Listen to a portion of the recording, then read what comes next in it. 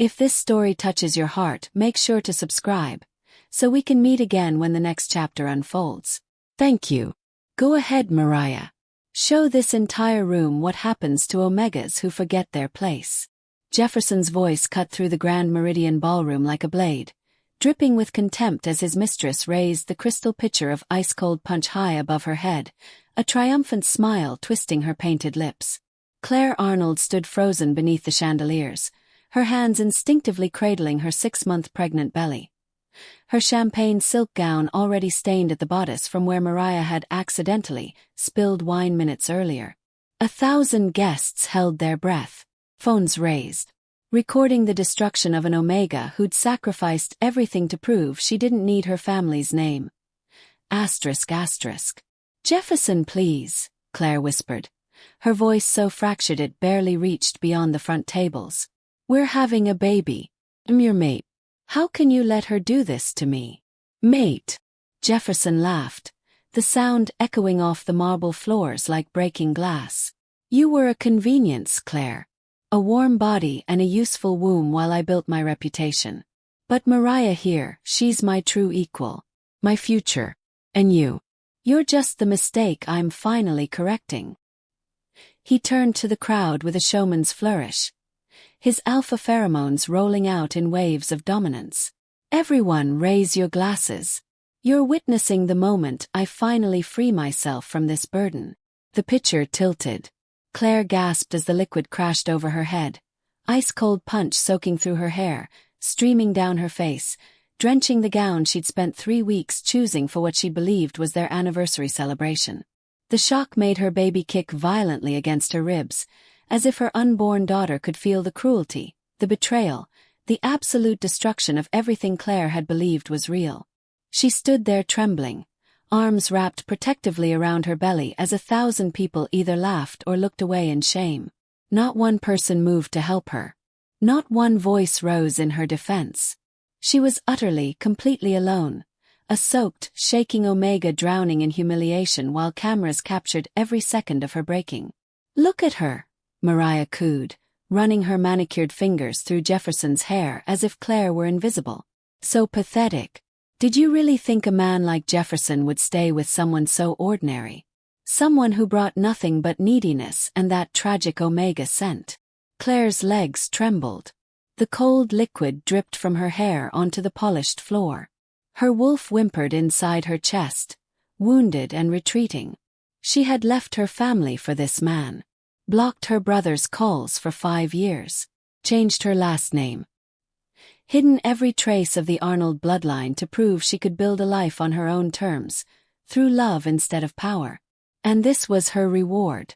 Jefferson stepped closer, his expression shifting to something almost pitying. I'm doing you a favor, Claire. Go back to whatever packless shelter you crawled out of. Raise that pup alone. Maybe it'll teach you that omegas like you don't belong in rooms like this. The crowd murmured. Some nodded in agreement.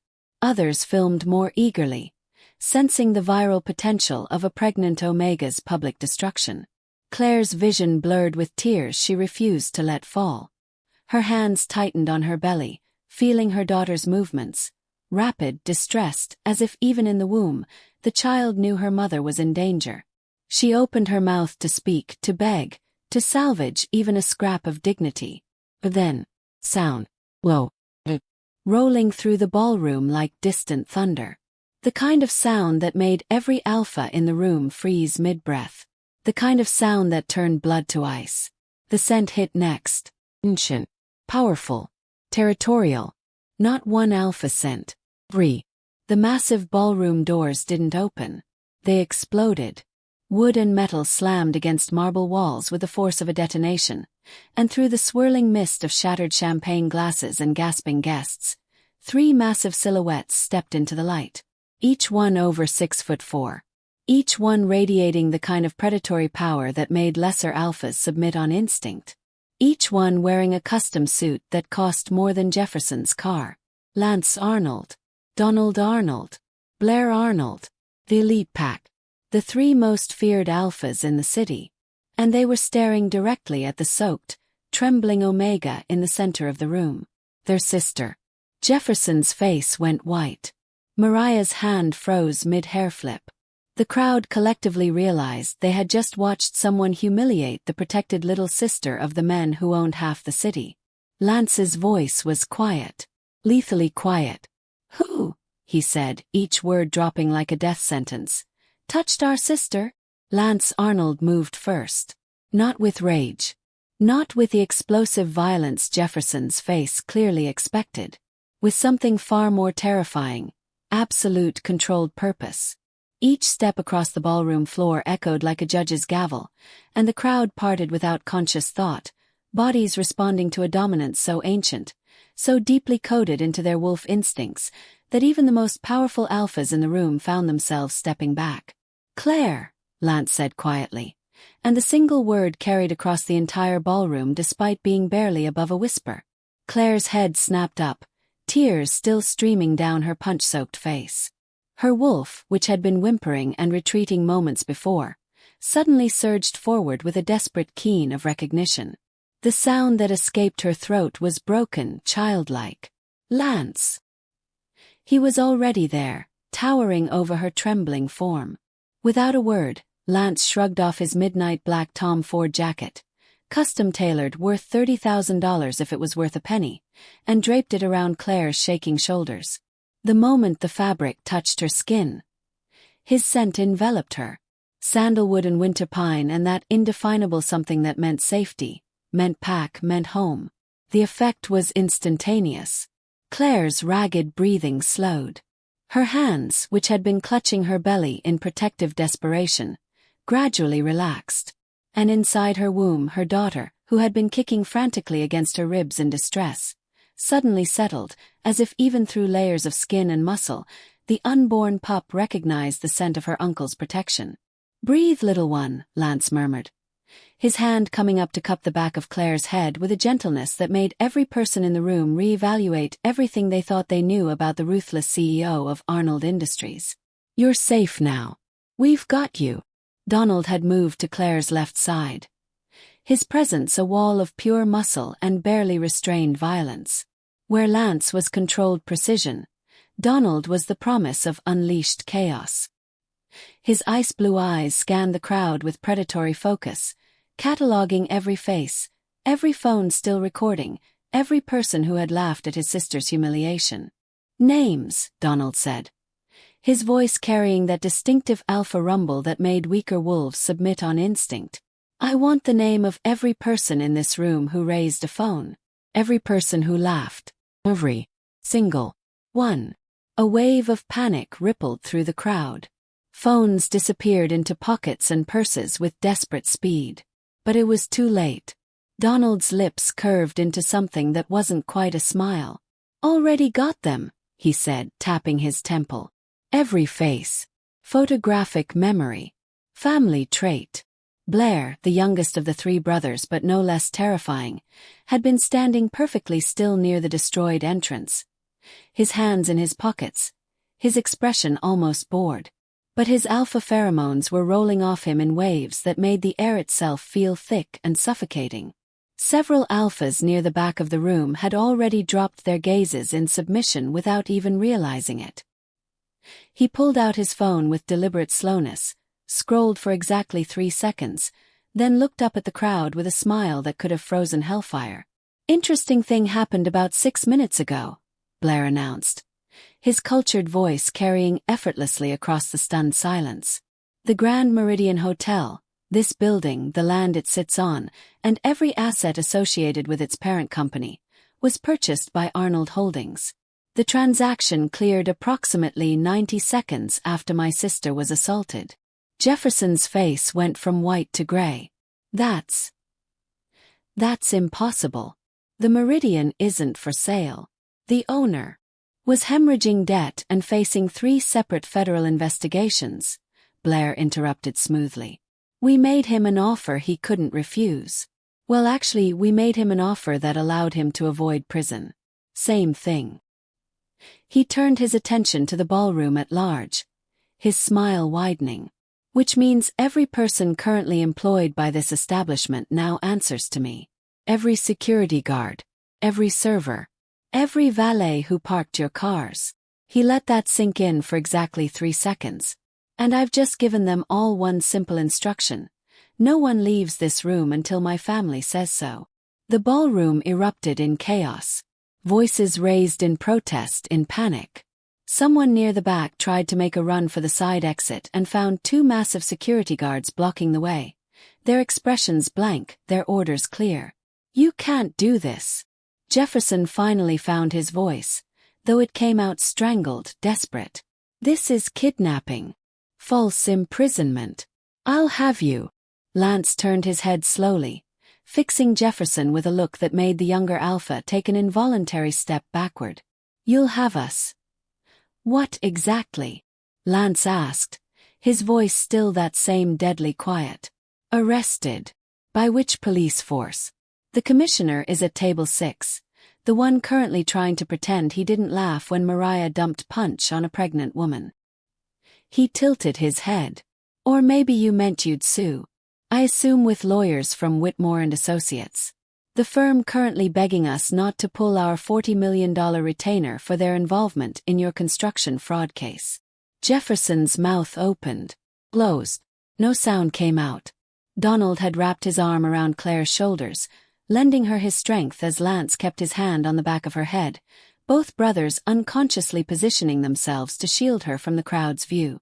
The protective stance was so natural, so absolute, that several Omegas in the crowd found themselves tearing up at the display of pack loyalty. Here's what's going to happen, Blair said, pocketing his phone and finally moving closer to where his sister stood wrapped in Lance's jacket, bracketed by her brother's protection. Everyone in this room is going to sit down. You're going to stay seated. You're going to watch. And you're going to learn what happens when someone makes the catastrophic mistake of touching an Arnold. He paused, his eyes finding Mariah, who had gone completely still, the empty crystal pitcher still clutched in her trembling hands. Especially, Blair added, his voice dropping to a lethal purr, when that someone is a powerless fraud who thought she could humiliate the sister of the elite pack and walk away intact. Claire's fingers curled into Lance's shirt. Her voice, when it came, was small and broken. You came. Always, Lance murmured, his hand tightening protectively in her hair. We were always coming, Claire. We've been 8 blocks away for 5 years, waiting for you to need us. 8 blocks, she repeated, the words catching in her throat. 8 blocks, Donald confirmed, his voice rough with suppressed emotion. Every single day. The ballroom had gone silent again. The chaos had settled into breathless anticipation. Everyone could sense it, the shift in power, the absolute reversal of fortune. They had come to witness a pregnant Omega's destruction. They were about to witness something far more memorable. The systematic annihilation of everyone who had dared to participate. Blair pulled out his phone again, this time swiping through screens with the casual confidence of a man who knew he held every card in the deck. His expression shifted from bored indifference to something darker, more satisfied. He held up the device so the nearest tables could see the screen. Fascinating thing about social media, he said conversationally, as if he were discussing the weather rather than orchestrating someone's complete destruction. Video spreads fast. Really fast when it involves a pregnant woman being publicly humiliated by her alpha husband and his mistress.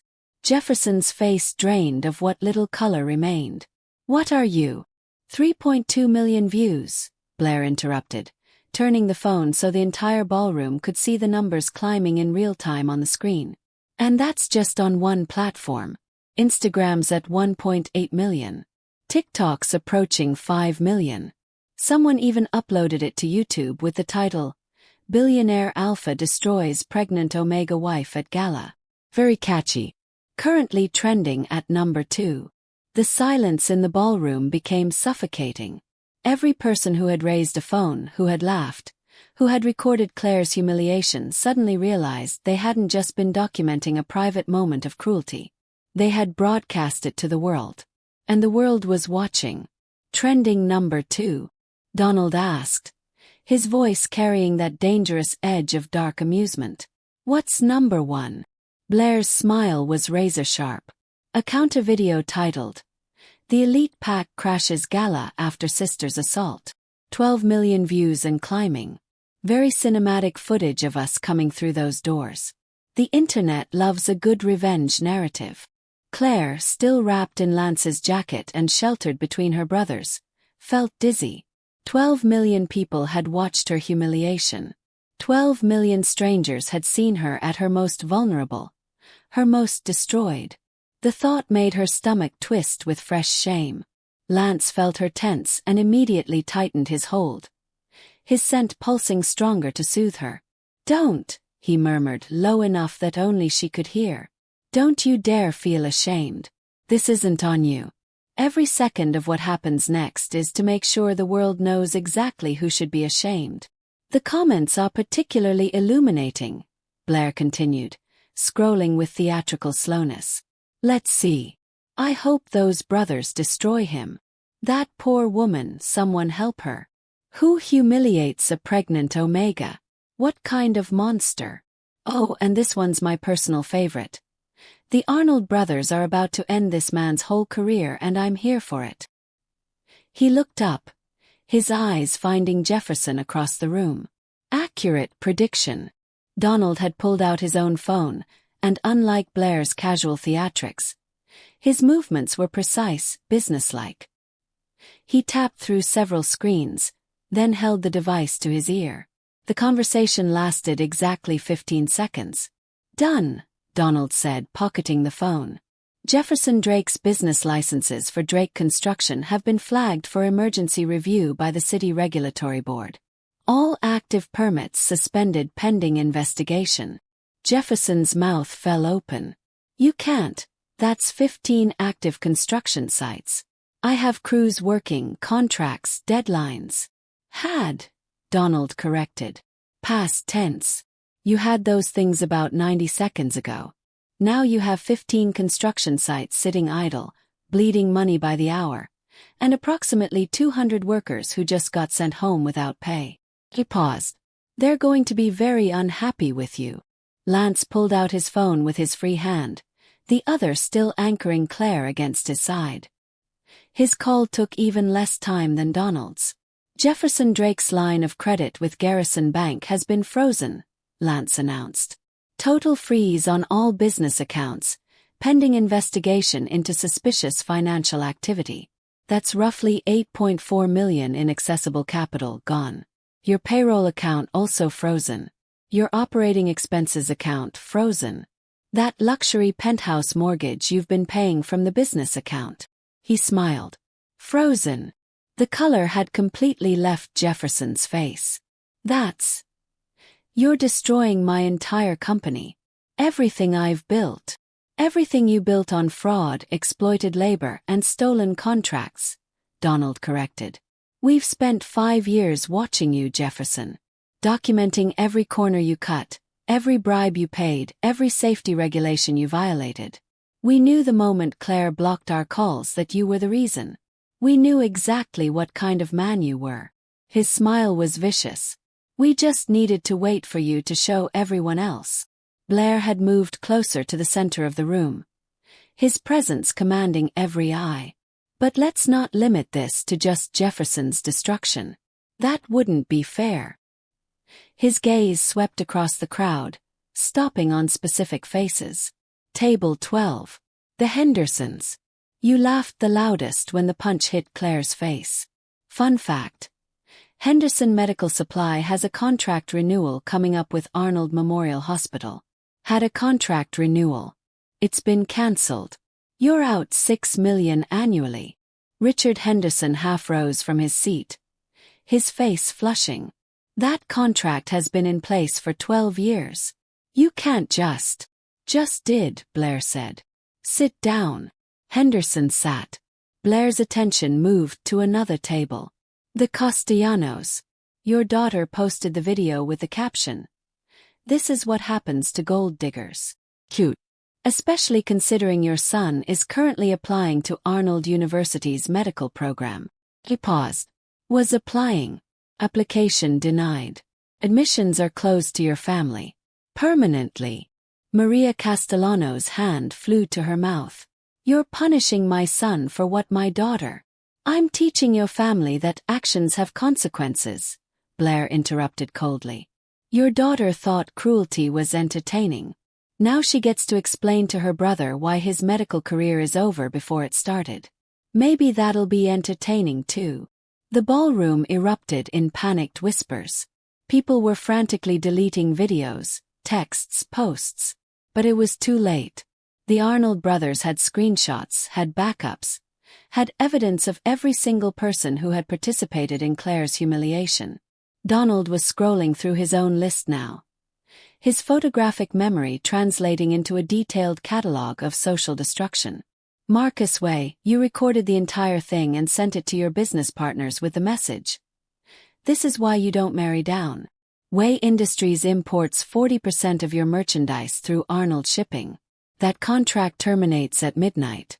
Find another shipping company. He moved on before Way could respond. Sandra Price, you told your assistant this was better than reality TV. You're a board member at Clearwater Charity Foundation, which receives 30% of its funding from Arnold Charitable Trust. That funding stops today. Explain to the Children's Cancer Wing why their new facility won't be built. You're punishing charities because of personal grudges. Sandra demanded, her voice shaking. I'm defunding an organization that employs people who think humiliating pregnant women is entertainment, Donald corrected. Find better board members, you'll get funding again. Keep employing people like you, and you'll fold within the year. Lance had been quiet, still holding Claire, but now he spoke, and his voice carried the weight of absolute authority. Everyone in this room needs to understand something fundamental. You didn't just humiliate a random Omega tonight. You humiliated our sister. Pack. And in doing so, you made a choice. He paused, letting the words settle. You chose to align yourselves with a man who thought he could abuse an Arnold without consequences. That was a catastrophically stupid choice. Claire's fingers tightened on Lance's shirt. She could feel the fury radiating from all three of her brothers, the barely restrained violence in their protective stance. But underneath it was something else. Something that made her throat tight with emotion. Love. 5 years of rejected calls, blocked messages, returned letters. 5 years of trying to prove she didn't need their protection, their power, their pack. And they had been 8 blocks away the entire time, watching, waiting, documenting evidence against the man who had isolated her. The rest of you have a choice to make right now, Blair announced, his voice cutting through the terrified whispers. You can leave this room, and you can spend the rest of your lives knowing that the Arnold family remembers what you did. Every business deal you try to make will be there. Every social event you try to attend will be there. Every opportunity you reach for will be the ones pulling it away. He smiled, and it was the smile of a predator toying with prey. Or you can stand up right now, face my sister and apologize. Genuinely. Publicly. And maybe, we'll be merciful. No one moved. The silence stretched, thick with fear and calculation.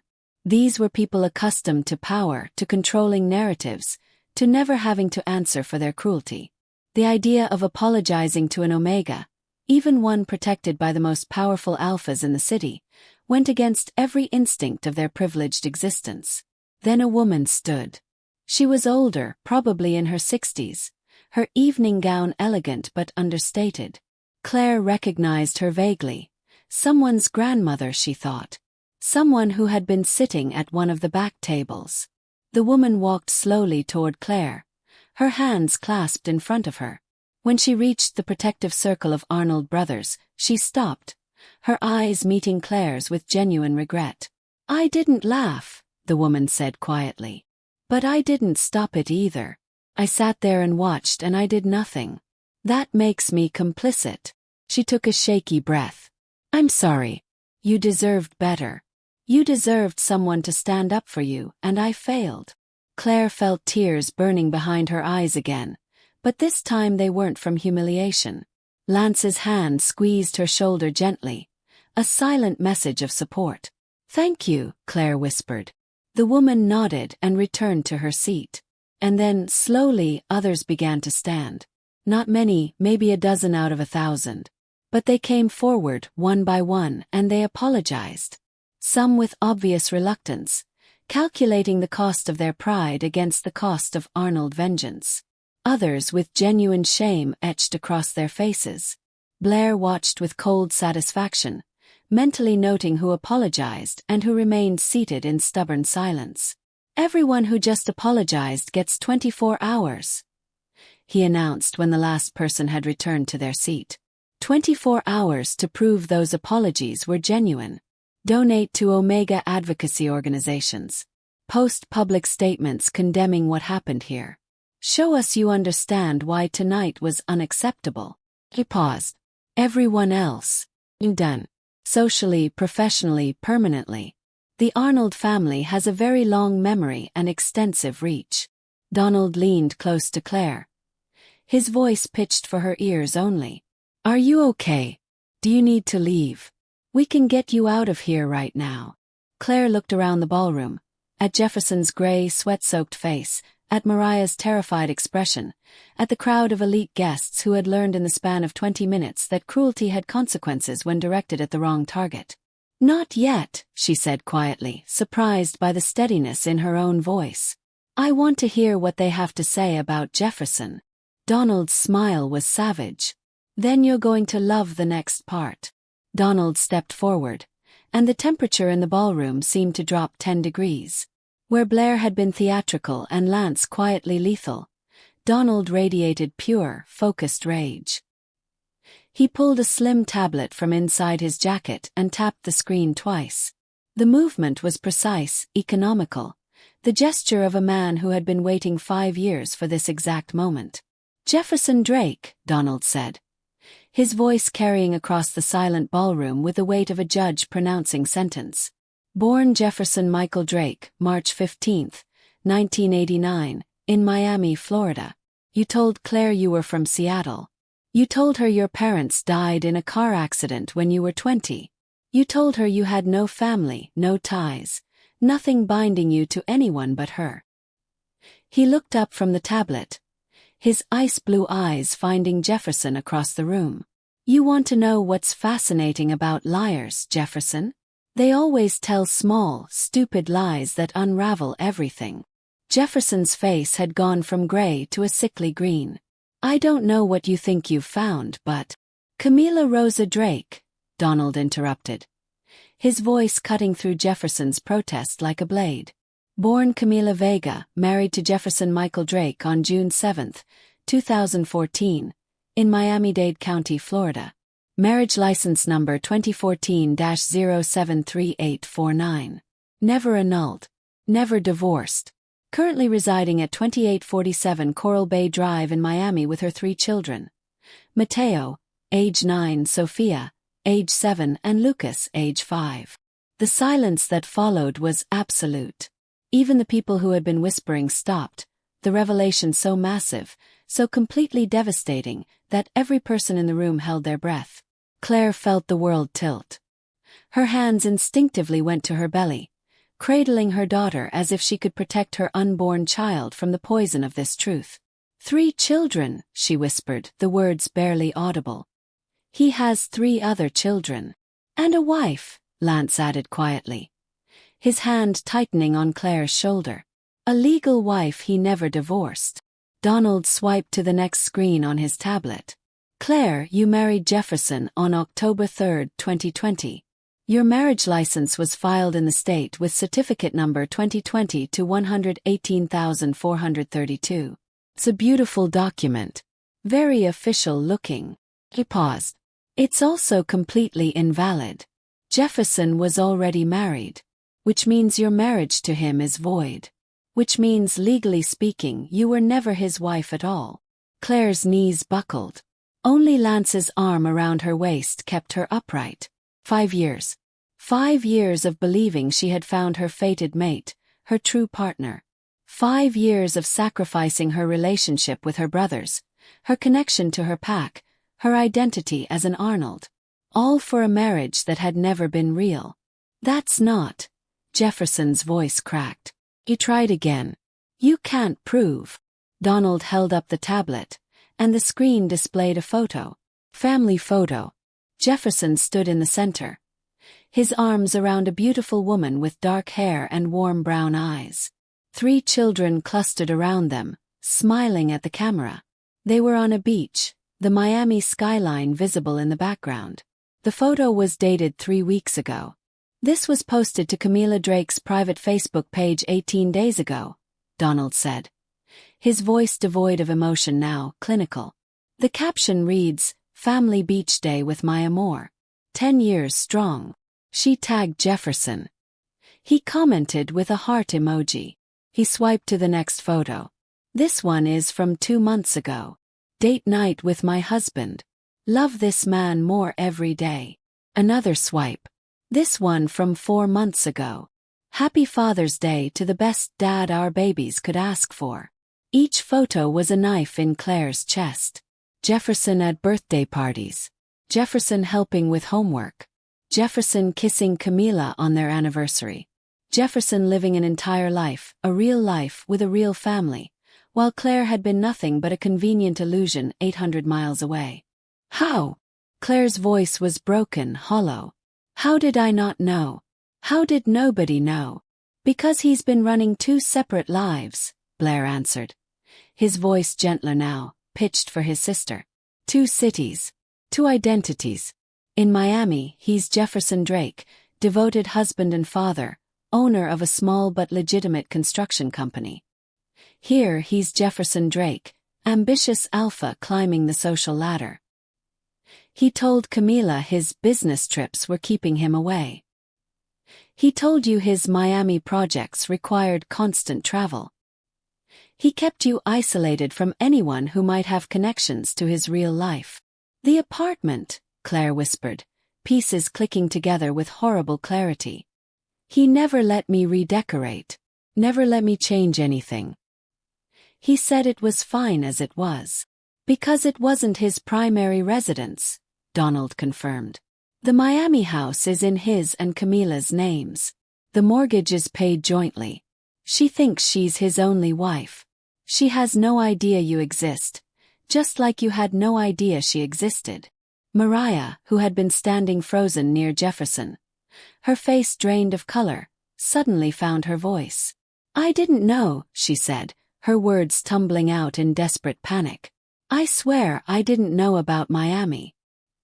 He told me he was separated, that the divorce was being finalized, that Claire was just..." "Just what?" Blair's voice cracked like a whip. "Just an obstacle. Just a burden to be removed. You threw punch on a pregnant woman, Mariah. You humiliated her in front of 1,000 people. You participated in psychological abuse of an omega. And now you want to claim ignorance. But I really didn't know about the bigamy." Mariah's voice rose to a shriek. "You can't hold me responsible for..." "Mariah Chen," Lance said, and something in his tone made Mariah's mouth snap shut. "Attorney at law. Admitted to the bar in 2019. Currently employed by Whitmore and Associates, specializing in corporate contracts." He paused. "You drew up Jefferson's business contracts. You filed his LLC paperwork. You handled his corporate filings and tax documents." Mariah's face went white.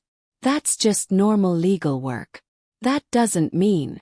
"You filed documents for Drake Construction LLC using this address as his primary business location," Lance continued relentlessly. "But you also, in separate filings we've obtained through discovery, filed documents using his Miami address for a different corporate entity. Same owner. Same tax ID. 2 locations. You knew he was operating in both cities. You had to know. That's not the same as knowing about bigamy." Mariah protested. "No," Donald agreed. "But here's where it gets interesting. 6 months ago, you filed paperwork to dissolve Claire's power of attorney over Jefferson's medical decisions. You replaced it with your own name. 2 months ago, you filed to have Claire removed as beneficiary on his life insurance policy. You replaced her with yourself." He smiled, and it was a terrible thing. "You can claim you didn't know about Camila. But you absolutely knew you were systematically removing Claire's legal protections and replacing them with your own. That's fraud. That's conspiracy. And given that you're an attorney who filed these documents, it's also disbarment-level malpractice. Mariah stumbled backward, her hand reaching for Jefferson's arm. He shook her off violently, his own panic overriding any loyalty. She did that on her own. I never asked her to. Oh, Jefferson, Blair said, his voice dripping with false sympathy. You really think throwing Mariah under the bus is going to save you? You're facing federal charges. Bigamy is a federal crime when it involves fraud across state lines. You filed joint tax returns with Claire. You claimed her as a dependent. You received tax benefits for a marriage that was legally void. That's federal tax fraud. And wire fraud, Donald added. You transferred money between your accounts in both states. You used Claire's name on loan applications. You listed her as a co-signer on business loans that she never actually signed for. We checked. You forged her signature on at least 6 financial documents. And identity theft, Lance finished. You used Claire's social security number on applications for credit lines she never authorized. You opened credit cards in her name. You destroyed her credit rating to prop up your fraudulent empire. Jefferson was shaking now. His alpha posture completely collapsed. He looked like a man watching his entire world disintegrate in real time. I can explain. Can fix this. Just give me time. Time. Claire's voice cut through his pleading, and every eye in the ballroom turned to her. She had straightened, standing on her own now, Lance's jacket still around her shoulders but her spine rigid with a fury that was finally breaking through the shock and pain. You want time. Like the 5 years you stole from me. The 5 years you kept me away from my family, isolated from my pack, believing I was building a life with my fated mate. Her hand pressed against her belly, protective and fierce. You made me believe this baby was the start of our family. You made me believe I was loved. And the entire time you were going home to your real family. Your real wife. Your real children. Her voice cracked, but she pushed through it. How many times did you hold me and tell me you loved me, then drive to the airport to fly back to Miami? How many times did you kiss me goodbye, then spend the weekend with them? Jefferson opened his mouth, but no words came out. There was nothing he could say. No explanation that would make any of this forgivable. The ballroom doors opened. This time it wasn't the dramatic explosion of the Arnold brothers' entrance.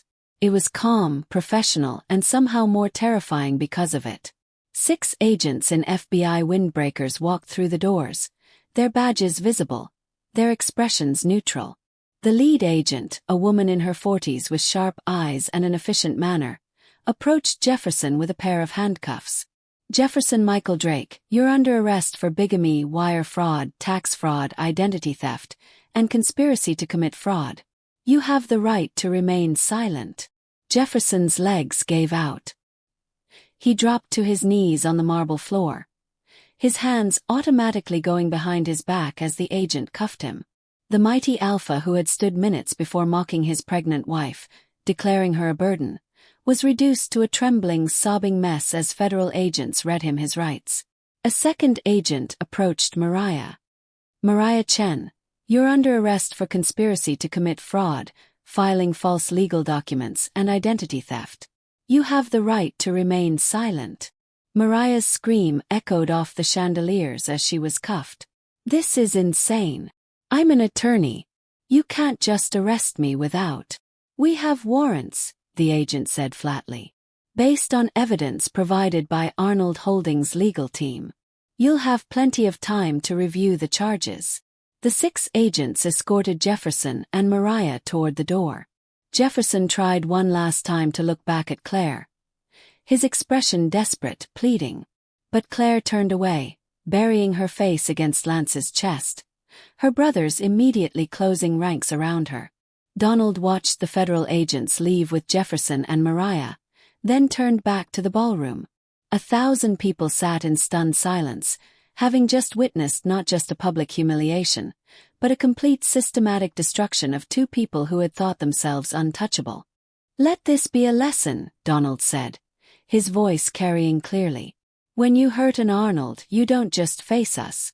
You face the full weight of everything we've built, every connection we've made, every resource we control.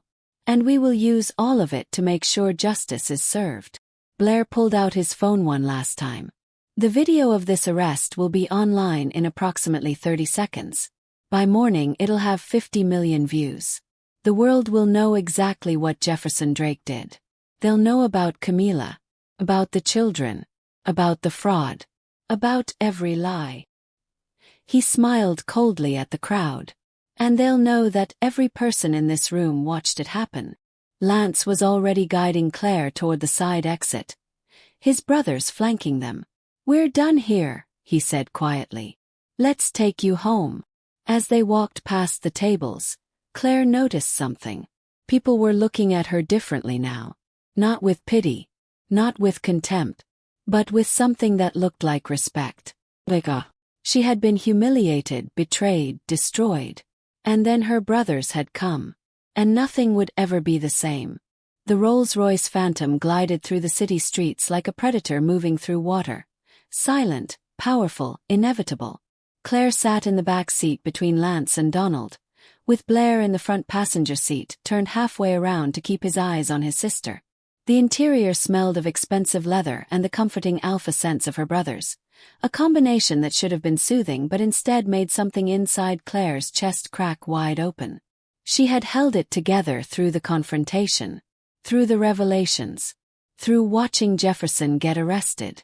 She had stood tall, had found her voice, had been strong when she needed to be. But now, surrounded by the three people who had loved her unconditionally since the day she was born, the dam finally broke. The sob came from somewhere deep, somewhere primal. It tore out of her throat with a violence that made her whole body shake. Her hands flew to her face, trying to hold back the flood, but it was useless. 5 years of suppressed grief, of loneliness, of trying to convince herself she had made the right choice by leaving her pack. All of it came pouring out in great, wrenching gasps that left her unable to breathe. "Claire, breathe," Lance said immediately, his arm coming around her shoulders, pulling her against his chest. "Little one, you need to breathe. Come on, match my breathing. In and out." But Claire couldn't stop. The sobs came harder, each one feeling like it might tear her apart from the inside. Her daughter was kicking frantically now, responding to her mother's distress, and that only made Claire cry harder because even her unborn child had felt the poison of Jefferson's lies. Donald's hand found hers, his massive palm engulfing her smaller fingers. "We've got you," he said, his voice rough with barely controlled emotion. "You're safe now, Claire. You're safe." "I'm sorry," Claire choked out between sobs. "I'm so sorry. I'm sorry, I'm sorry, I'm—" "No," Blair said sharply, turning fully around in his seat, his ice-blue eyes fierce. "No, Claire. You don't apologize. Not to us. Not for any of this." "But I left," Claire sobbed, the words tumbling out in a desperate rush. "I left you. I blocked your calls. I changed my number. I told you I didn't need you, that I didn't want your protection, that I was going to build my own life. I said terrible things. I told Lance he was controlling, I told Donald he was overbearing, I told Blair he treated me like I couldn't think for myself. I pushed you away and I—" "You were 22 years old," Lance interrupted gently, his hand stroking her hair with the same careful tenderness he'd shown since she was a pup. "You were young and in love, and you wanted to prove you could survive without your overprotective alpha brothers shadowing your every move. That's not something to apologize for, Claire. That's cold growing up." "But I was so cruel," Claire whispered, her voice breaking. "The last thing I said to you, I told you that I'd rather have no family than a family that suffocated me. I told you I never wanted to see any of you again. And then I married him and I didn't invite you and I—" She dissolved into sobs again, unable to finish. Donald's grip on her hand tightened. "You want to know what we did after you said that?" he asked quietly. After you blocked our numbers and told us you never wanted to see us again. Claire couldn't speak. She just nodded against Lance's chest. We bought the building 8 blocks from your apartment, Donald said. A 20-story office building in the financial district. Terrible investment, actually. The place was half empty, structurally questionable, in a part of town we had no business being in. But it was 8 blocks from where you lived with Jefferson, which made it the most valuable piece of real estate in the entire city. Claire lifted her head, tears still streaming down her face. You bought a building. An entire building, Blair confirmed. Lance took the top 3 floors for Arnold Industries' new satellite office. I took the 10th floor for my hedge fund's market analysis center. Donald claimed the 15th floor for some tech startup he funded. All completely unnecessary. All perfectly positioned to keep you within range. We set up surveillance, Lance admitted. His voice steady, unapologetic. Not in your apartment. We would never violate your privacy like that. But traffic cameras, building security feeds, facial recognition on street corners. We knew every time you left your apartment. Every time Jefferson came or went. Every person you met with. Every place you visited. Claire stared at him, trying to process this. For 5 years. You've been watching me for 5 years. Every single day, Donald said. We knew when you got pregnant before Jefferson did. We saw you take the test on the drugstore security footage. We watched you pace outside that pharmacy for 20 minutes, trying to decide if you should call us. His voice roughened. You didn't call. But we knew anyway. We knew he was cheating on you within 6 months of your marriage, Blair added, his jaw tight. We knew about Mariah. We knew about the Miami trips that were too frequent, too long. We knew something was wrong, but we didn't have proof yet. And more importantly, you had made it clear you didn't want us interfering. So we waited, Lance said quietly. We investigated. We documented. We built a case against him that was airtight, that would destroy him completely when the time came. Because we all knew that eventually he would show you who he really was. Men like Jefferson always do. Claire's hands were shaking. You could have told me. You could have sent me the evidence, shown me what he was doing. Would you have believed us? Blair asked gently. If we had shown up at your door with photos of Mariah, with evidence of his trips to Miami, would you have believed us? Or would you have thought we were trying to sabotage your happiness because we couldn't let you go? The question hung in the air. Claire wanted to say she would have believed them. She wanted to say she would have listened. But she knew the truth. She had been so determined to prove she didn't need them, so convinced that her brother's protectiveness was a cage rather than a shelter. She would have accused them of lying, of manipulation, of trying to control her life. I wouldn't have believed you, she whispered, the admission breaking something inside her. I would have thought you were interfering. I would have pushed you away even harder. We know, Lance said softly. That's why we stayed 8 blocks away. Close enough to come running the second you needed us. Far enough to let you learn the truth on your own. 8 blocks, Claire repeated, the words catching in her throat. You've been 8 blocks away this entire time. Every day, Donald confirmed. Lance worked late almost every night in that building because he couldn't stand to be further away from you. Blair installed a security system that pinged his phone every time you left your apartment. I set up automated alerts that tracked Jefferson's movements, his financial transactions, his communications. We were obsessive, Lance admitted. Probably unhealthily so. But you're our sister, Claire. The idea of you out there without us, with a man we didn't trust, carrying a baby we couldn't protect.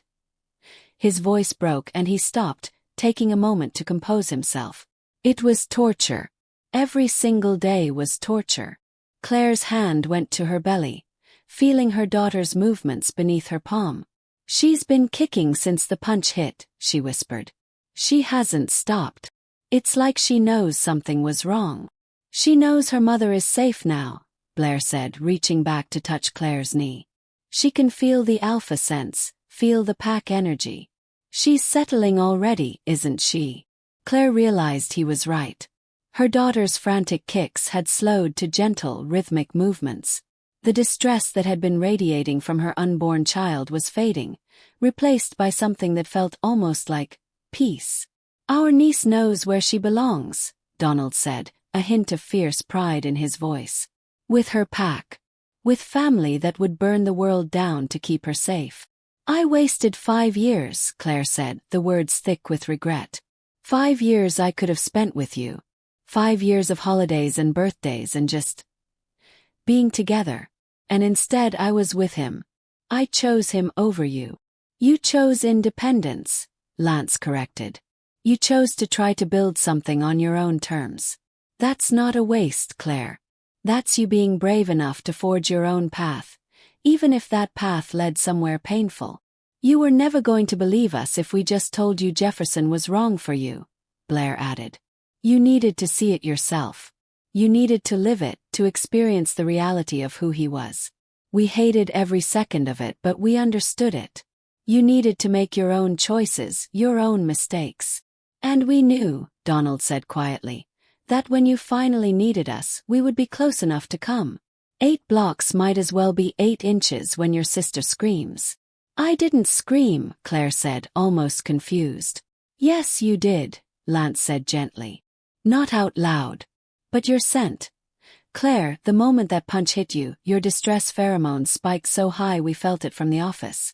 Every alpha within a mile radius probably felt it. But we're your brothers. We're tuned to your frequency in a way no one else is. The second your distress hit us, we were already moving. We were in the car before Jefferson finished his speech about you being a burden," Blair said. "We were through the hotel doors before Mariah finished mocking you. And by the time we reached you, we'd already made the calls that would destroy them both." Claire looked at each of her brothers, Lance with his steady, protective presence, Donald with his fierce, barely controlled rage on her behalf, Blair with his cold, calculating vengeance wrapped in love. These were the 3 most powerful, most feared alphas in the city. And they had spent 5 years watching over her from exactly 8 blocks away, waiting for the moment she needed them. "I don't deserve you," Claire whispered. "No," Lance agreed, and his smile was gentle. "You deserve better. You deserve brothers who didn't let you walk into a marriage with a criminal. You deserve family who found a way to warn you without pushing you away. You deserve a pack that could have protected you from 5 years of lies. But we're what you've got," Donald added. 3 overprotective, obsessive alpha brothers who can't let you out of their sight without having a minor panic attack. Who buy entire buildings just to be 8 blocks closer. Who spend 5 years documenting evidence against your husband so that when he finally reveals himself, we can destroy him so completely he never hurts anyone again. "We're not perfect," Blair said. "But we're yours. And you're ours. And nothing, not distance, not time, not your attempts to push us away, will ever change that. Pack, Claire. Your family. And family doesn't abandon each other, even when we're asked to." Claire felt fresh tears streaming down her face, but these were different. Not the broken, desperate sobs from before. These were tears of relief, of gratitude, of coming home after being lost for so long. 8 blocks, she said again, the words becoming a mantra, a talisman. "You were always 8 blocks away." "Always," Lance confirmed, pressing a kiss to the top of her head. "And now you're coming home. To the estate. To your room that we never changed, never touched, never let anyone else use because it was always going to be there waiting for you. Your things are still there," Donald said. "Your books, your clothes, your ridiculous collection of romance novels that you think we don't know about but we absolutely do. The nursery is already set up," Blair added.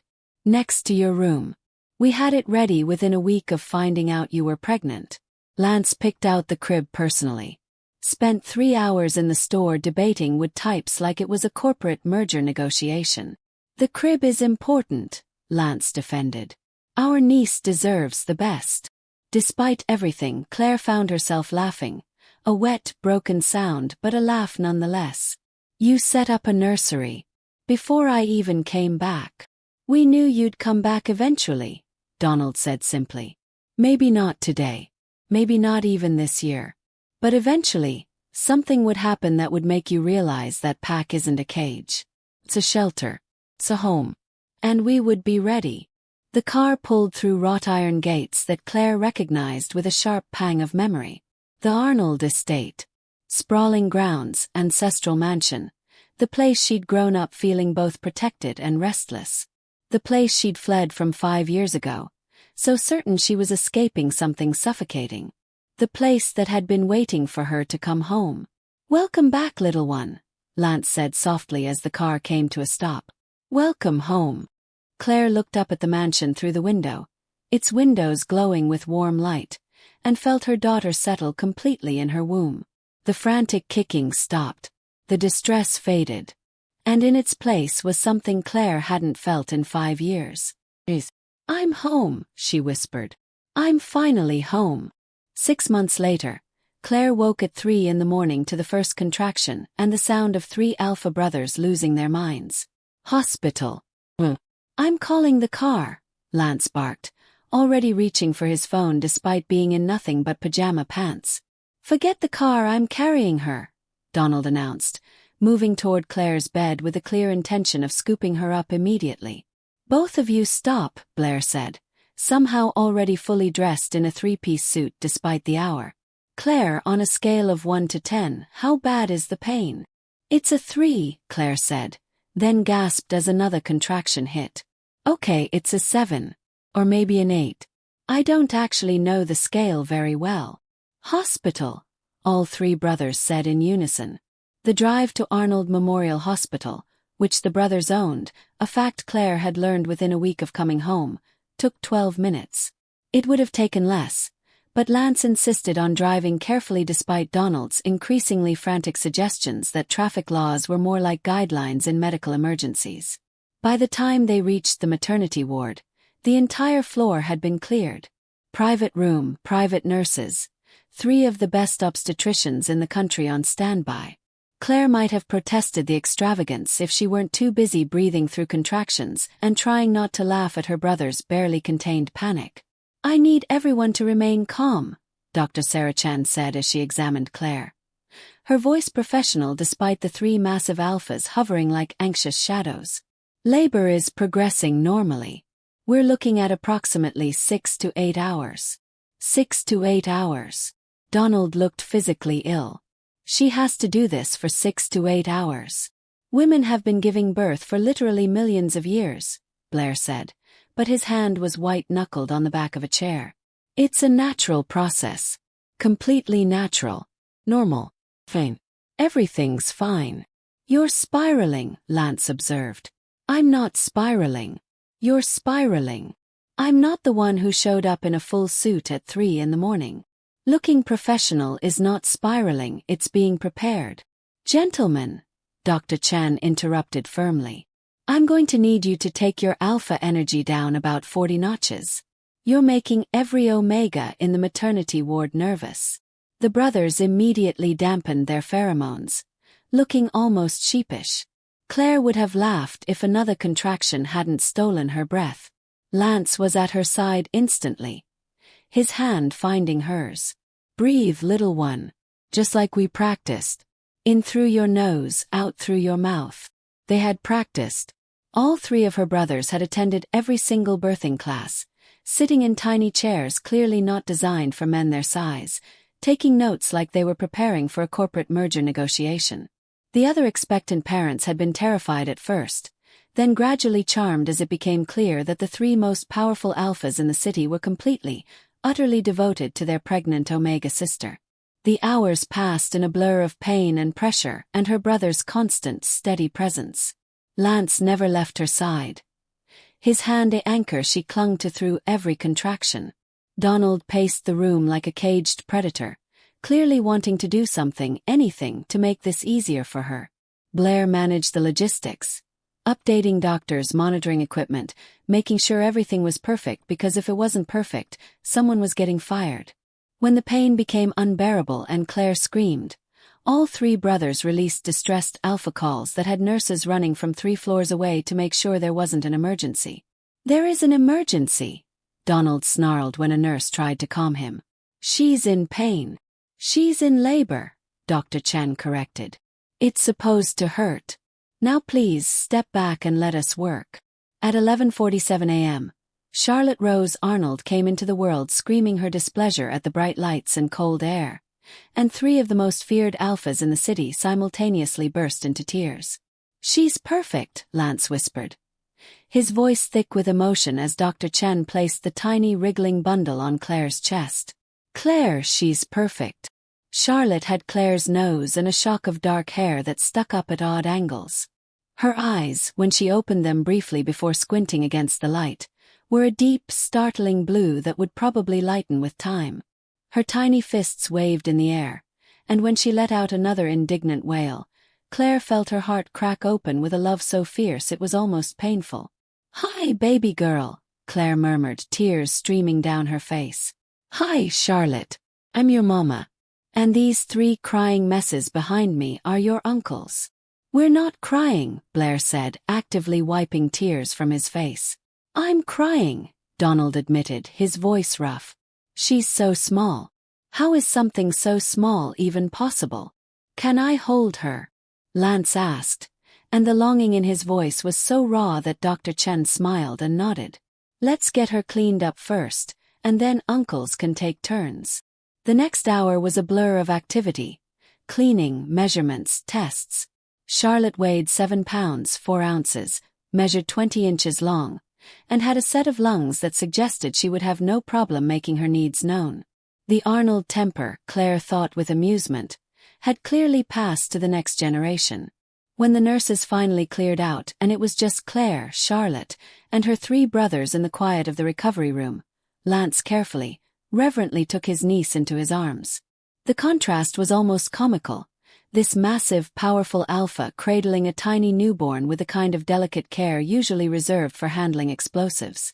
"Hello, Charlotte," Lance whispered, and his alpha rumble dropped to the gentlest purr Claire had ever heard. "I'm your Uncle Lance. I'm going to teach you about business and negotiation and how to make grown men cry during contract discussions." "She's going to be a doctor," Blair argued, waiting impatiently for his turn. "Or a lawyer. Something respectable and well compensated." "She's going to be whatever she wants to be," Donald said firmly. "And anyone who tries to tell her otherwise will answer to us." Charlotte yawned, a tiny sound that made all three brothers melt visibly. Over the next few weeks, the Arnold estate transformed. The nursery that had been waiting for 6 months was suddenly filled with more baby equipment than any single child could possibly need. 3 cribs, one in the nursery, one in Claire's room, and one in Lance's office because, what if she needs me while I'm working? Enough clothes to dress a small army of babies.